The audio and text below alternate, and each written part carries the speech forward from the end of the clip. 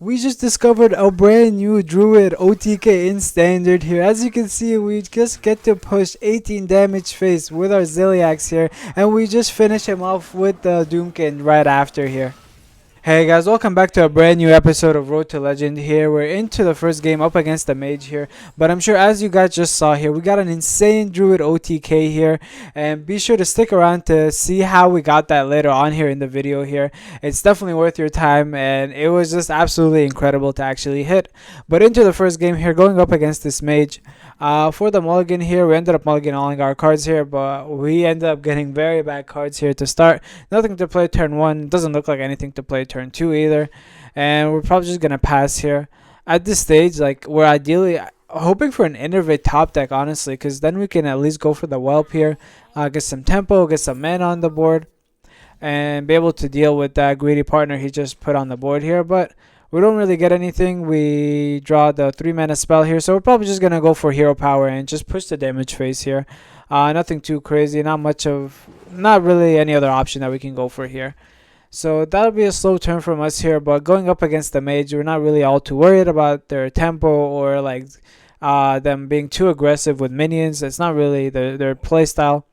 So it's okay here. He plays the gold panner, which I'm not really too happy about because I don't have a way of dealing with it right away. And he's going to be able to get away with getting a bunch of damage there. So I could play the swipe, but I'm already so behind having passed turn 1 and essentially passing turn 2 by just hitting button that I can't afford to take turn 3 slow as well. So I decided to just let him draw cards. I don't care how many cards you have. My cards are better than yours. I'm going to be able to win this game anyway. So I decided to just let him keep getting value out of that card just so I can start to establish some threats of my own here. So now that we have the extra mana, it basically sets up for an insane turn 4 here because we're going to have 5 mana. We're going to be able to play the 4 mana dragon. We drew 5, so we're going to be able to get that mana back. Play 4 mana dragon, play the 5 mana summer child, get the finale off, and pretty much setting us up for a great turn 4 here. So it's a very good spot for us here now that we were able to draw, now that we're able to start ramping up a bit. Next turn, we can for sure probably go for that swipe if that 1-2 is still on the board, or trade into it depending on how many of our minions survive for now. So let's see kind of what he does here, but playing against Mage, you can only assume that they have some sort of spell that they'll be able to play. And this actually benefits us here more than it benefits... Well, it's going to benefit him later on, but it's going to benefit us greatly here. Because he discounted our 7 mana spell to 5 mana. Everything else got more expensive, but we're okay with that because now we are able to get basically a 1 mana discount because we already had a discount on it, but we will still take that. We're gonna probably just play the 5 mana here, draw some cards out of it, and probably refresh some mana crystals at some point, but probably just go for more draw at this stage, and then probably refresh, and then maybe just play our whelp here so we can continue ramping. And at this stage, I have a choice of so we're obviously going to go for the refresh, but after that, I have a choice of what to trade it with. I can trade it into the 1-2, or I can trade into the 4-4. And to be honest, trading into the 4-4 is it's the value trade for us here. But the 1-2, he's been getting a lot of value drawing all those cards. But I decided that I just don't care about how many cards I let him draw. I decided to just go for the value trade here. And if none of my minions, and next turn, this time for sure, I'll take care of that one too. So he plays his spell here, which is very good. Fully clears our board, sets up a pretty difficult threat for us to deal with here, and puts us in a pretty awkward spot here. So we are a little lucky in the sense that we do have these swipes, but it's also not the greatest answer per se, because it will only clear 2 of them. It will clear, no, it can clear 3 of them, and it can clear the 1-2. So it's not like a horrible play to go for. But it's also not that efficient on mana here. Ziliax might just be a better play here. Because we'll be able to clear 2 of them, we'll be able to heal. But I think I decided to just go for the swipes because honestly, it wasn't bad value that we're going to get out of it. So I played the swipe here, cleared some of them, and I'm gonna use 5 to clear another one here, and we're just gonna pass here. I was considering going for the innervate and hero power, but I just decided to let him get away with keeping a lot of these. I didn't necessarily have to fully answer the threat. My minions on the board, he's gonna have to trade into them, and they'll answer the threat on my own here. And see, he got tired of drawing cards that he took care of that card for me here. I was debating killing it so early on, and I ended up leaving it like for like 6 turns after. But here, this is where he starts to like kind of combo us a bit here, where he's gonna be playing that 4 mana guy here that's gonna basically keep repeating that spell for him. He has another copy of it, so at this stage I am getting a bit wary of it, and I am worried about our HP here. But I know we're still okay for now. At this stage, I think what I was hoping for is I was hoping to top deck the dragon, the drake, and then after that I'll be able to play it, and then I can go for a swipe, which it would be okay. I'll get an extra. I can get +1 spell damage, and pretty much all that's gonna do for me is it's just gonna clear one more of those freezing guys. So it's not like too crazy, but it's still worth it for sure, because then it allows me to have more dragons, more value in my hand here. So I'm gonna kill the 4/4 here, and by default I'm gonna be able to kill 3 of those other freezy boys, and now he just has 2 left. So the threat has been alleviated quite a bit here.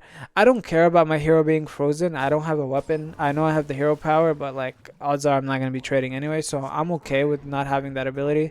So here he plays his second conman here, whatever it's called, and he gets to play that spell again here. And this time, since we didn't have a lot of minions, a lot of that damage is just going straight to our face here. So he's putting us in a bit of an awkward spot here. We haven't played any of our new heights either, so we're not going to be going past 10 mana just yet. So if we top deck Innervate, it would be okay here, because then we can go for the Ziliax Innervate play. But we end up getting a Doomkin here, which is okay. Well, not really okay, it sucks. We don't want it. But we already had answers in our hand, so we don't mind as much having the Doomkin here. So we're probably just going to go for have to go for the Ziliax. There's not much else we can do here. I need a way to clear a lot of these minions, and I also need to be able to heal up here. The Divine Shield is really nice for us, because it allows us to have the Ziliaxes actually not be frozen, but it's probably not going to make too much of a difference, because odds are he's going to trade into those guys anyway, so it probably won't change too much of the game here. But for now, we're in an okay spot here, and we're just kind of waiting to see what he does. We kind of need to top deck maybe our Titan or yeah. Honestly, I think we're mainly hoping to get Marin at this stage. Marin is like the only thing that can really shift the game for us in our favor. Everything else is very reactive. And he's kind of setting up this nice board at this stage and putting pressure on us again here. We don't end up getting Marin, but we do get the 4 mana legendary here. He's okay. And the reason I decided to go for him is because I'm going to play Summer Child. And I'm basically hoping to either get Yogg or the Titan here and basically get a 1/1 copy of either of them and then play that. That doesn't happen here, but I do get a 1/1 copy of Marin here. So even though I won't be able to clear his board or get much value off of it this turn, it is going to set us up for like some pretty big plays later on here. So we do take the crown. Probably going to play it next turn. And for now, we're okay. He can push a lot of damage face, but if he doesn't have lethal, it wouldn't make sense for him to just completely ignore my board.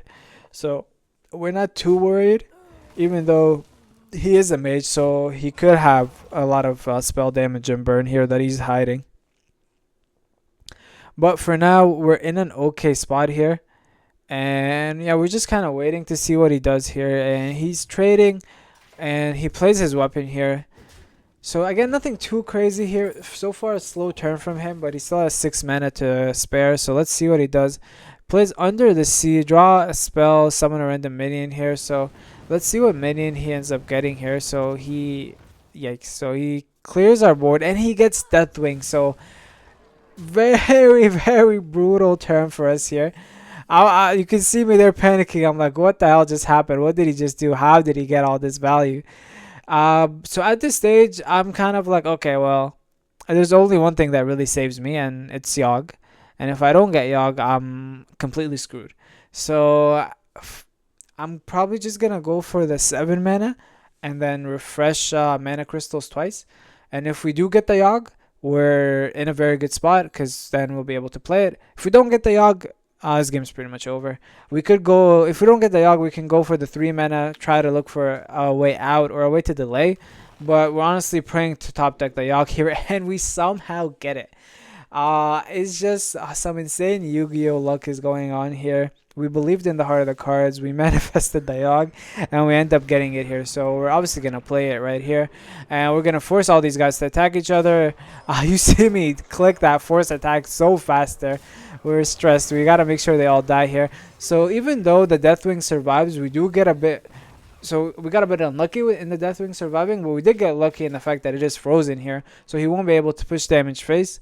And we did get lucky in gaining some armor. Sometimes the random 2 spells that y'all cast at the end can really backfire. But fortunately, none of that shenanigans happened here, and we're in an okay spot for now. Now he kind of has to answer this Yogg here, otherwise we're gonna be able to get a lot of value out of it. It's nothing too threatening, but like you definitely don't want to keep a Yogg up because we can steal the Deathwing, which we probably won't do because like it's at 1 HP and he can just ping it. But that Yogg for him is something that he's got to deal with quickly, otherwise he's in a very unfortunate spot. And for us here, we have another Martin we can play. We have the 3 mana card we can play. We have New Heights in our hand, which we can also play and start. And we can start going beyond that, just that 10 mana, and really pressing our advantage here. I'm pretty sure we're at 10 cards right now, so we are gonna burn something. So we're honestly hoping to burn the 1 mana dragon. The only thing we don't want to burn is our Titan, because we can really benefit from that full HP heal here. So he makes a pretty wide board here, cleared the Yogg, so a very solid turn for him. And we are honest, even though we were like in an okay spot, we ended up we're not looking in the greatest position right now here, just because we lost. We ended up losing out on the Yogg, but because we have the 1 mana spell here, we don't care.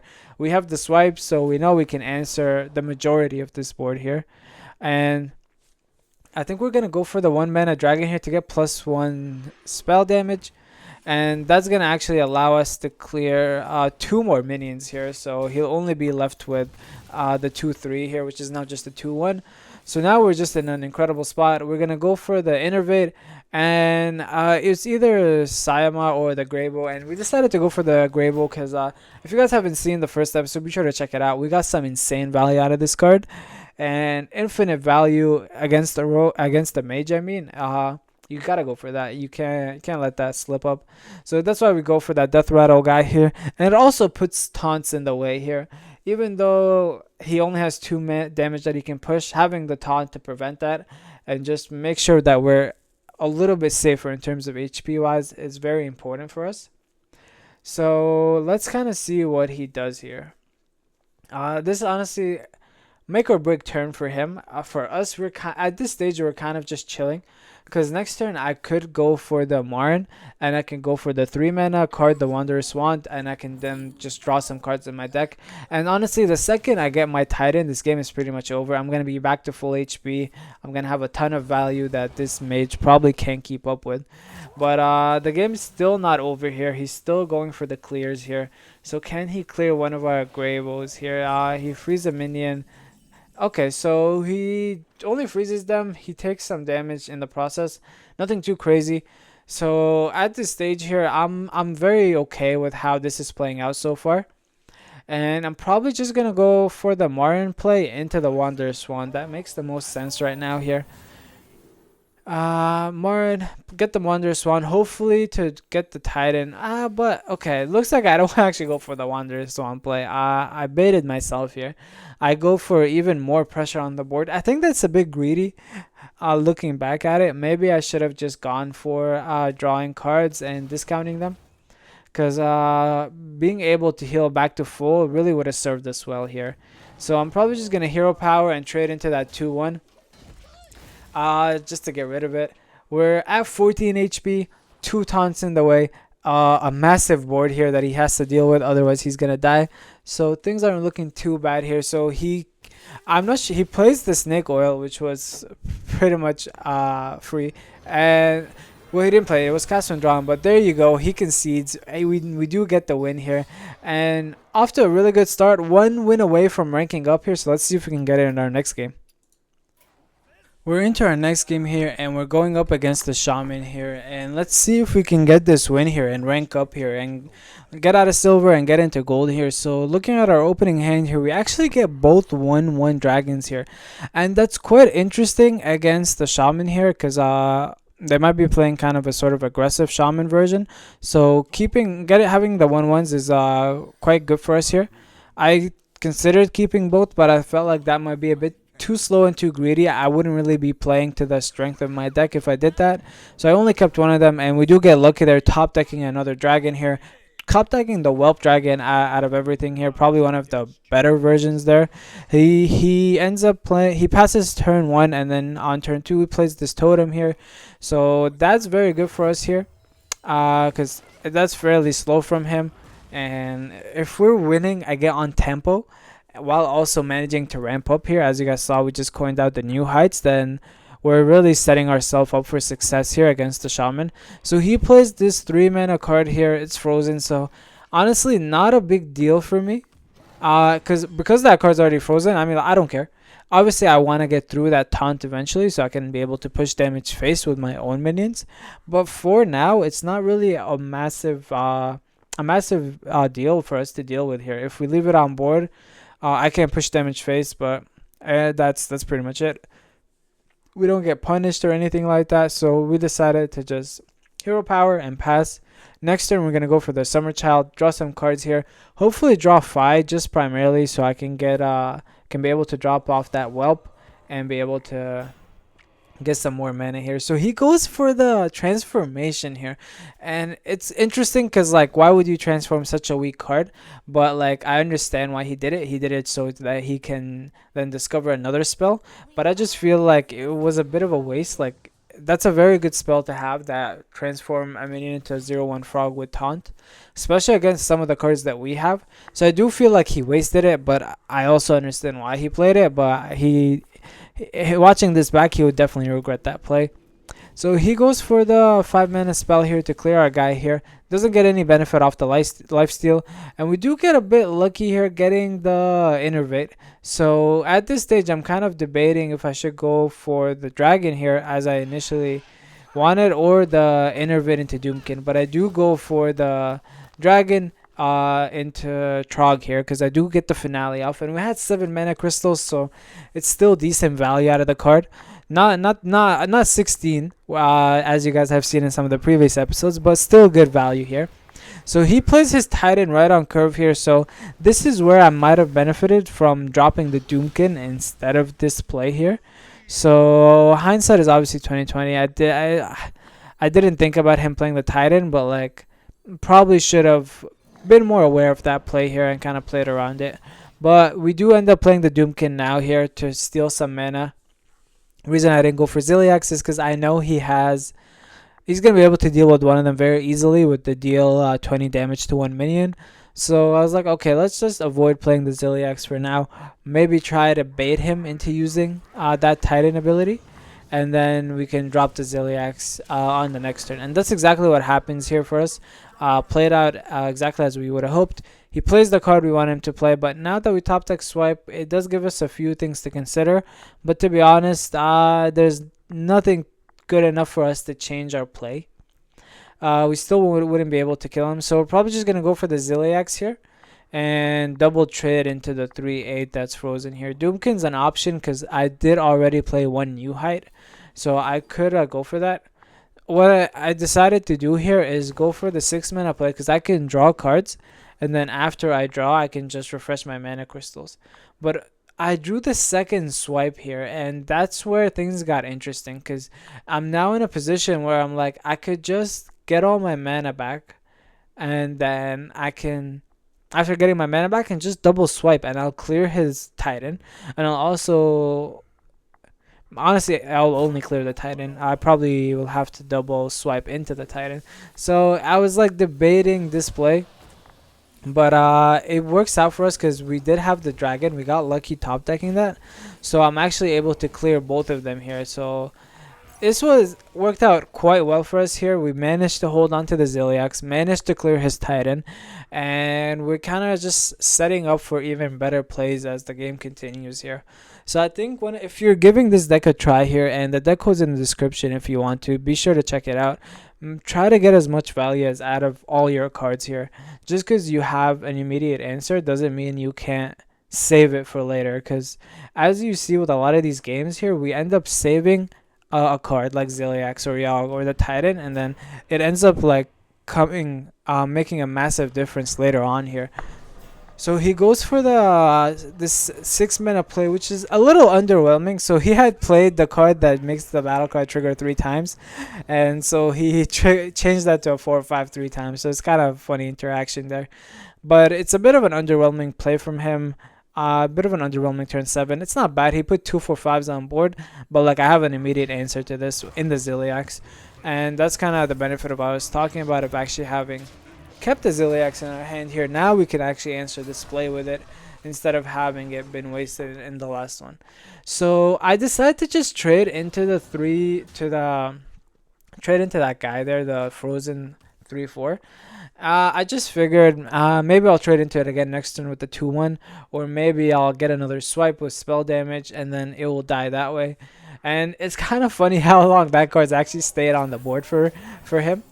So he plays Marin here, and when I see Marin, I get scared because I know Marin has clutched some games for us here a lot of different times here.